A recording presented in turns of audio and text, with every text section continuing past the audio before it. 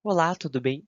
Aqui é o Felipe, professor e plantonista de Geografia do Poliedro, e nesse plantão online vamos analisar e explorar uma questão teórica bastante interessante que vai correlacionar o tema de tsunamis com o tema de maremotos. Mais especificamente, essa pergunta pode ser simbolizada ou retratada na seguinte questão: existem diferenças teóricas entre os conceitos de tsunami e maremoto? Ou seja, será que tsunami e maremoto são a mesma coisa? Será que é equivalente a gente chamar maremoto de tsunami e vice-versa? Bom, para responder isso, a gente tem que observar primeiramente o seguinte, qual a fonte que a gente está utilizando para tratar desse tema?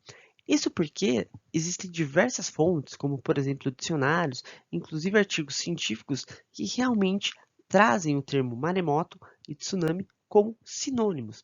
Sobre esse ponto de vista, não existiriam diferenças efetivamente entre o que seria um maremoto e uma tsunami, e ambos, iriam se referir aí ao processo de formação de ondas gigantes, ondas que deslocam grandes volumes de água.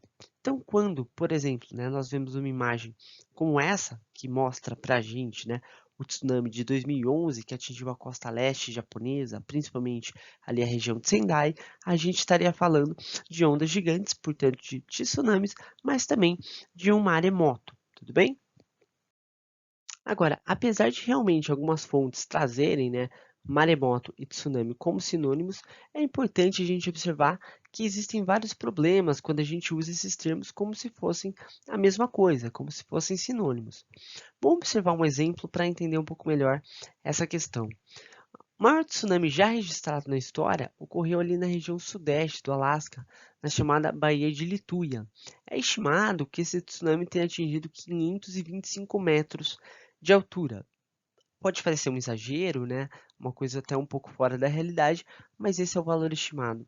De fato, e se um tsunami dessa magnitude tivesse atingido uma cidade costeira, por exemplo, como Nova York, o que aconteceria é que iria encobrir prédios como o Empire State e, na verdade, iria atingir praticamente a mesma altura de prédios como o World Trade Center, que é um dos prédios mais altos do hemisfério ocidental e do mundo, inclusive.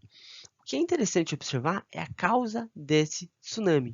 A causa desse tsunami, na verdade, foi um deslizamento de terra.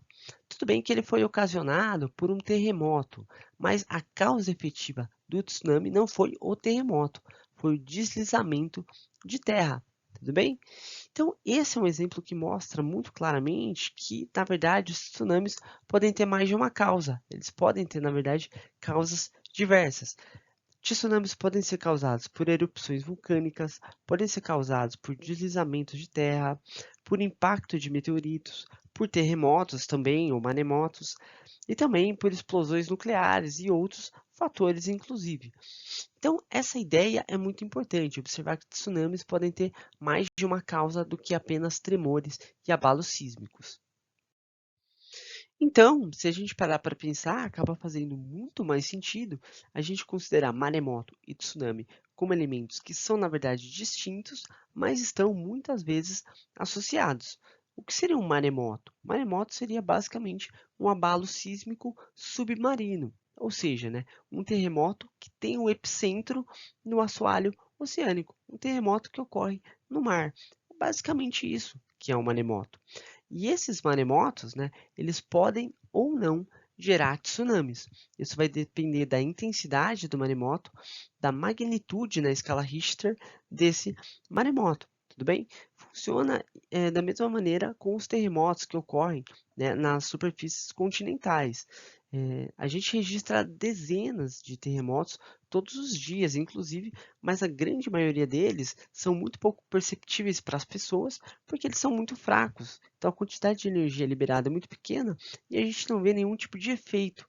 Só os grandes terremotos, que aí sim liberam muito mais energia, tem muito mais magnitude na escala Richter, e esses sim podem causar impactos maiores. E no caso do maremoto funciona da mesma maneira. Os maremotos mais fracos, de pequena magnitude e intensidade na escala Richter, eles não vão gerar tsunamis, Agora, quando a gente tem maremotos mais fortes, ou seja, tremores de terra no solo oceânico muito mais fortes, aí sim a gente pode ter a propagação de energia em grande quantidade e a geração aí de tsunamis, tudo bem?